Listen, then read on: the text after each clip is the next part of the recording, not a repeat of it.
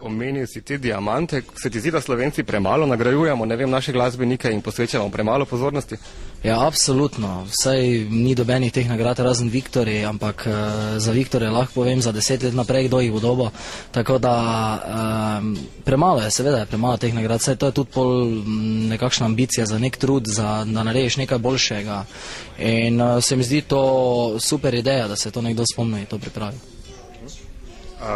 Zdaj, povej po pravici, kolikokrat recimo moških pevcev je v Sloveniji manj kot pevk, recimo, kar pomeni, da je koncentracija oboževalk mnogo večja, ne?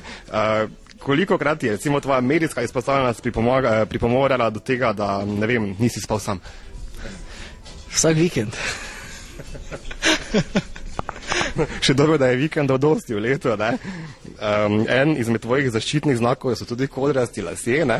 Zdaj, o kodrih pa krožijo razne fame, recimo, da so moški, ki so kodolasi, ne vem, bolj potentni, da imajo, ne vem, večje svedre in take zadeve, ne? To možeš pokomentirati. Ne vem, vedno sem si nekako želel imeti ravne lase, ampak to mi ni uspelo, vedno, ko sem si dal neki gel, je vse skupaj, kako bi rekel, skupaj skočilo, ne?